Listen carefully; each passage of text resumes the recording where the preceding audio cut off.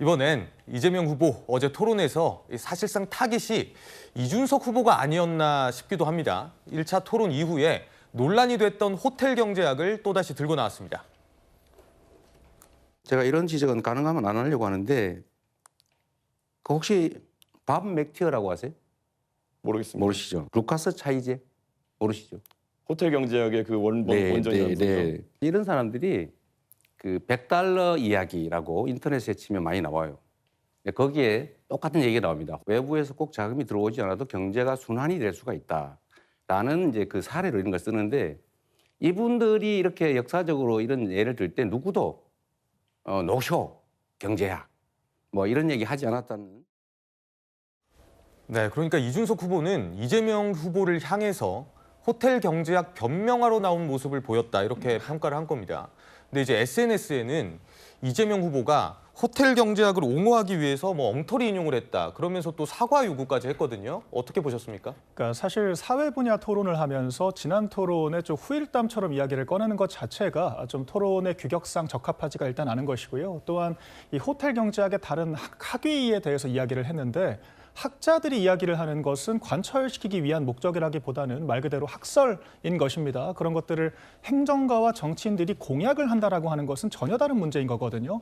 그것을 실질적으로 관철을 시키고자 하는 것이기 때문에 실현 가능성이라는 새로운 쟁점에 대해서 추가적인 검증이 필요한 것이고 그런 검증 과정에서 비판을 받은 것입니다. 그런데 그런 학설이 있을 때는 비판이 없었다라는 식의 문개기식의 논리를 펼치는 것 자체가 적합하지가 않다라는 것이고요. 지금 이재명 후보는 호텔 경제뿐만 아니라 기본소득제를 다시 한번 끄집어내고 있는 모습입니다. 그런데 우리나라처럼 선별적 복지도 완성되지 않은 나라에서 보편적 복지 그 다음 단계라고 할 수 있는 기본소득을 주장하는 것 자체가 굉장히 정책적으로 무르익지 못했다라는 것은 모두가 알고 있는 사실이라고 생각을 하고요. 또한 기본소득이라는 것은 충분성을 전제로 해야 하는 것입니다. 기본소득만 가지고도 국민들이 생활을 할 수 있어야만 그게 완성이 되는 건데 월 8만 원만 나눠줘도 56조가 드는 것이 기본소득이거든요. 전혀 실현 가능성이 없는 얘기를 하고 있다는 것이 본질인 것이고 이재명 후보가 이렇게 내가 무슨 틀린 말을 했냐라는 고압적인 태도를 견지하면 견지할수록 국민들과 기싸움하는 형국밖에 되지 않는다. 이 점을 명심해야 할 것 같습니다. 예, 박민영 대변인 개인 의견이었습니다. 어제 토론회에선 이 단어도 등장했습니다. 최근에 윤석열 전 대통령의 영화 관람으로 다시 부정선거론이 주목되고 있죠. 이준석 후보가 과거 이재명 후보도 이 부정선거에 동조했다고 주장했습니다. 들어보시죠. 사실 이번에 부정선거 담론 마찬가지로 지난 2012년 대통령 선거 이후에도 부정선거를 주장하는 사람들이 있습니다. 김어준 씨나 이런 분들 중심으로. 그런데 이재명 후보도 사실 이것에 동조해가지고 부정선거에 관한 내용을 공유한 바가 있습니다. 제가 말씀드렸던 부정선거는 국정원이 댓글 조작을 통해서 국민 여론을 조작했기 때문에 그 측면에서 부정선거라고 한 거지 무슨 투개표를 조작했다 이런 차원의 윤석열이나 우리 김문수 후보가 관심 갖는 그런 부정선거는 아니라는 말씀. 이준석 후보가 이재명 후보도 사실 부정선거에 동조했다 이렇게 지적을 하니까 이재명 후보가 바로 2012년 대선 때 국정원 댓글 조작을 문제 삼으면서 그걸 부정선거라고 한 거지 투개표 조작했다는 차원이 아니다 이렇게 반박을 했는데 이재명 후보 SNS를 보니까요. 2017년 1월 7일에 쓴 글에서 투표소 수개표로 개표 부정을 원천 차단해야 한다 이런 말을 했습니다. 성치훈 부대변인. 이 글이랑 어제 언급한 부분이랑 좀 배치되는 것 같은데요. 일단 이재명 후보가 말한 그 부정선거 댓글 조작 관련 2012년 선거를 이야기하는 거기 때문에 시점에 차이가 있었던 건지 아니면 본인이 2012년 선거와 17년 선거 다르게 얘기한 건지는 그건 좀 더 공식 입장을 좀 들어봐야 될 것 같고요. 일단 2012년 선거에서 그 국정원이 주도한 댓글 조작이 있었던 것은 사실이고요. 그리고 또 지적하는 대로 당시엔 또 진보 진영 안에서 말씀하신 김어준 씨나 이런 사람들을 중심으로 해서 우리 진영 안에서도 부정선거에 대한 이야기가 있었던 것은 사실입니다. 하지만 그때 우리 진영에서도 부정선거 이야기를 하다가 충분히 이런 과학적 설득에 의해서 다 인정을 하고 넘어갔습니다. 그렇기 때문에 그 이후에 어떻게 보면 민주진보 진영에서는 부정선거에 대해서 한때 그거에 대해 주장을 했으나 다 철회를 하고 인정을 한 부분이 있는 것이고요. 여전히 지금 보수 진영 안에서는 이긴 선거도 있지 않느냐라는 얘기에 대해서도 아니다. 그래도 부정선거다라는 주장을 계속해서 하고 계신 분들이 있거든요. 지금 나와 계신 분들은 제가 봤을 때 국민의힘 쪽에서 이런 부정선거에 대해서 인정하지 않고 차단을 하고 계신 분들입니다만 여전히 부정선거에 대한 의혹 의혹에 대해서 김문수 후보조차도 뭔가 그거에 대해서는 국민들께 검증을 해드려야 된다는 말씀을 계속 하고 계시지 않습니까? 그런 것들에 대해서 국민들은 여전히 국민의힘 후보나 아니면 국민의힘 진영에서는 여전히 부정선거에 대해서 계속 주장하는 분이 계신 거 아닌가라는 의혹을 갖고 계시기 때문에 네. 그거에 대해서 되물은 거라고 저는 보면 될 것 같고요. 예. 민주진보 진영에서는 과거의 그런 의혹들 이런 것들 다 털어버린 상황이다라고 말씀드리겠습니다. 예, 이재명 후보가 1차 때와 마찬가지로 이 이준석 후보와의 토론에서 유독 태도를 문제 삼는 모습을 어제도 보였습니다. 한번 보고 오시죠. 연금제도라고 하는 건 기본적으로 세대 간 연대를 하는 것입니다. 이거는 남이 아니잖아요. 부모도 있고 할아버지도 있고 자식도 있고 기존 제도 수혜자, 새로운 대상자 이거 자꾸 갈라치고 적절치 않다고 생각하는데 어떻게 생각하세요?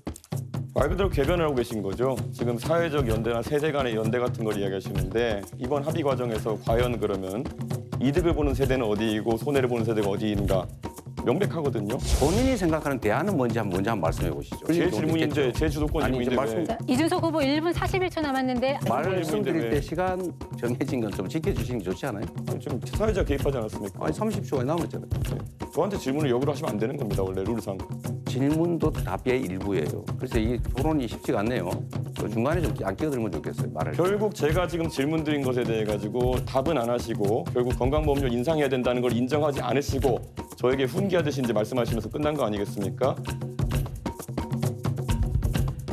예, 훈계하듯이 말을 했다. 뭐 중간에 사회자도 개입을 했고요. 정말 좀 팽팽한, 좀 치열한 공방이 오갔던 것 같습니다. 홍 전 의원님. 예, 대선 TV 토론이 뭐 당연히 치열할 수밖에 없고 저는 저런 어떤 모습들 속에서 결국은 국민들께서 이제 판단하시길 봅니다. 근데 네. 지금 방금 하면은 주도권이 이준석 후보에 있었거든요. 그런데 이준석 후보의 질문에 대해서 답을 해야 되는데 자꾸 이제 이재명 후보가 자꾸 다른 어떤 이야기를 하려고 하니까 이제 충돌이 일어나는데 기본적인 어떤 룰을 지키지 않은 어떤 후보에 대해서 국민들이 저는 평가를 할 것이라고 봅니다. 그리고 어제 토론하는 걸 보니까 이재명 후보가 물론 피곤하셔서도 그런지 모르지만 굉장히 좀 평소 때보다도 얼굴 빛이 좀 어둡고 그리고 말씀을 하는데 방금 화면처럼 굉장히 좀 고압적으로 이야기하면서 자꾸 허위 사실 내지는 부정한 사실을 자꾸 이야기합니다. 조금 전에 이제 부정선거 같은 경우 2017년도 1월 달에 선관위에서 보도자료에 따르면은 이재명 후보가 투개표 관련된 부정선거를 계속해서 문제 제기를 하니까 거기에 대해서 반박을 하는 선관위의 홍보 자료가 이미 있습니다. 그런 어떤 네. 엄연한 어떤 사실을 두고 그때 국정원 어떤 그런 어떤 댓글 개입만 이야기했다 그렇게 이야기를 하면 안 되는 것이고 그다음에 또 부산대 병원에서 서울대 병원으로 전원할 때도 가족이 네. 이랬다 이렇게 했는데 당시 가족과 이제 부산 의료진이 이렇게 했다고 했는데 당시에 보도 자료 이제 외상센터장 이야기를 보면은 본인들은 여기서 해야 된다고 주장했는데 가족들이 강하게 주장해서 어쩔 수 없다 이런 것들이 언론 보도에 다 있는 상황입니다. 그렇기 때문에 본인이 조금 궁지에 몰린다고 하더라도 자꾸 그것을 부정하거나 허위사실로 이야기를 해서는 곤란하다. 그렇기 때문에 지금 이제 이재명 후보가 자꾸 공직선거법상의 허위사실 공표로 자꾸 이제 문제가 되고 있는 거 아니겠습니까? 예, 홍 전 의원님 개인 의견 들어봤습니다. 자, 이준석 후보가 사실 어제 토론에서 지난 1차 토론 때 이재명 후보가 본인에게 뭐 극단적이다 이렇게 발언했던 부분을 언급을 또 했거든요. 어제 이준석 후보 토론 어떻게 보셨어요? 아니 늘 똑같아요. 1차나 2차나. 먼저 홍석준 의원의 말에 좀 제가 반박을 하고 예. 해야 될 것 같은데 예. 가족이 병원을 옮겨서 가자고 하는 거 당연히 그건 들어줘야 한다고 생각해요. 물론 의사의 판단도 필요하죠. 같이 했다고 저는 생각해요. 근데 거짓말하고 허위사실했다는 말을 하시면 안 되는 것이고요. 허위사실 얘기한 적이 없고요. 부정선거 얘기도 또 하셨으니까 제가 또 얘기하면 그 당시에 글을 올리고 나서 그래서 그 수개표가 좀 필요하다고 주장을 했어요. 맞아요. 그리고 나서 어떻게 했습니까? 선관위 그걸 바꿨습니다. 그래서 검포 과정에 수개표가 다 들어가요. 지금은. 전자개표 끝나고 끝나는 게 아닙니다. 육안으로 다 확인합니다. 그래서 더 이상 부정선거 얘기 안 하잖아요. 그럼 뭐 그전에 예를 들면 그 문제 가지고 부정선거 얘기했다고 칩시다. 네. 지금 부정선거 얘기 안 하잖아요. 그런데 다른 사람들 하고 있잖아요. 지금. 뭐 김문수 후보도 여기에 대해서 명확한 입장을 좀 내셔야 된다고 생각해요. 부정선거에 대해서. 예전에 뭐 사전투표 없애겠다고도 발언도 하셨잖아요. 예전에. 그럼 부정선거에 대해서 어떤 입장을 갖고 계시죠? 김문수 후보는? 대체 어떤 입장을 갖고 있는지 좀 말 좀 해줬으면 좋겠다는 말씀을 드리고요. 이준석 후보는요. 사람이 토론을 하려면 여기도 마찬가지잖아요. 우리는 반대 의견을 갖고 있지만 상대방 의견을 듣고 존중하고 거기서 반박을 합니다. 예. 그런데 이준석 후보는 말을 상대방이 얘기하면 자기 마음대로 그걸 짜집게 해가지고 자기가 결론을 내려버려요. 이렇게 얘기하셨죠? 끝. 더 이상 기회도 안 줘요. 본인이 주도권 토론한다고 상대방 의견을 말하지 못하게 만들어버리고 그리고 궤변이라는 등 다른 사람이 얘기한 얘기에 대해서 그렇게 얘기하면 되겠습니까? 토론은 경청도 중요한 거예요. 자기가 하고 싶은 말만 하는 게 토론이 아니고요. 상대방 의견을 잘 듣고 예. 거기에서 반박을 잘 해줘야죠.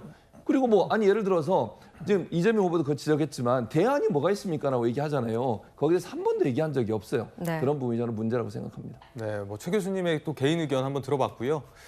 김문수 후보, 이준석 후보와의 단일화에 대한 입장도 또 궁금한 포인트 중 하나였습니다. 이재명 후보가 단일화할 거다 이렇게 이야기했다가 이준석 후보가 망상이다 이렇게 반박을 했는데요. 보고 오겠습니다. 결국 저는 이 후보께서 내란 세력인 국민의힘 김문수 후보와 단일화할 거다 이렇게 예상을 저는 개인적으로 해요. 저는 결국 이재명 후보가 음모론적이고 세상을 참 삐딱하게 보고 있다는 것을 다시 한번 증명하고 있다 이런 생각을 합니다. 단 한 번의 예외 없이 단일화에 관심 없다고 이야기하고 있습니다. 이재명 후보는 그냥 본인의 망상 속에서 계속 그것만 두려운 겁니다. 나중에 결과가 결국은 나오겠죠. 그때 가서 보기로 하겠습니다. 네, 이준석 후보는 본인 망상에서 살고 있다 이렇게 받아친 겁니다. 박민영 대변인. 예. 근데 이재명 후보가 사실상 좀 미리 단일화를 좀 차단하기 위한 그런 견제구를 던진 것이라는 해석도 나오던데 어떻게 보십니까? 저도 그렇게 생각하고 있습니다. 그래서 아까 얘기하는 걸 보면 그때 가서 봅시다. 이렇게 약간 경고하듯이 이야기를 하고 있잖아요. 결국에는 내 말이 맞을 것이다. 즉 그러니까 내 말대로 따라오지 않으려면 너는 단일화 계속해서 거부해야 한다. 저는 그런 암시를 던지고 있다라고 생각을 했습니다. 그만큼 민주당이 지금 지표가 바짝 좁혀지는 그런 그림이 나오자 단일화가 성사되면 정말로 선거를 내줄 수도 있겠다라고 하는 그런 두려움을 느끼고 있다라고도 볼 수 있겠죠. 그런데 이준석 후보의 입장은 상당히 일관된 것 같습니다. 일단은 여러 가지 가능성을 열어두고 이재명 후보의 지지율을 떨어뜨리는 것이 우선이다라고 이야기를 했고요. 예. 또한 그 지표가 정말 이재명 후보가 폭락을 해서 이준석 후보가 동탑 모델 소위 이를 통해서 이길 수 있다라고 하는 계산이 서면 단일화할 이유가 없다라고 하는 것이고 또한 15%를 단독 득표할 수 있다라고 하면 선거비 보전이 가능하기 때문에 또한 굳이 단일화할 필요가 없다라고 하는 것입니다. 이 말은 즉슨 그러니까 여러 가지 가능성을 열어둔 가운데 마지막에 어떤 식으로 여론의 그 지표가 움직이느냐가 가장 중요하다라고 하는 것이고 이준석 후보 입장에서는 마지막 토론까지 역량을 모두 다 보여주고자 하는 것이 자신의 지금 의도인 거거든요. 그렇기 때문에 정치는 생물이고 여러 가지 가능성이 열려 있는 상황에서 양 당이 의견들을 내고 있는 가운데 이재명 후보가 이렇게까지 과민 반응하는 것은 오히려 이 민주당의 조바심을 보여주는 것으로밖에 이해할 수가 없다. 그렇기 때문에 상대 당의 일은 상대 당의 일로 놓아주는 것이 바람직할 것이다. 그렇게 말씀드리겠습니다. 알겠습니다. 2차 토론회 종료 직후에는 각 캠프에서 자당 후보가 모두 뛰어난 모습을 보였다 이런 평가들도 나왔습니다. 마지막 3차 TV 토론은 다음 주 화요일에 열리는데요. 대선 막판 변수가 될 수 있을지 마지막까지 지켜봐야 될 것 같습니다.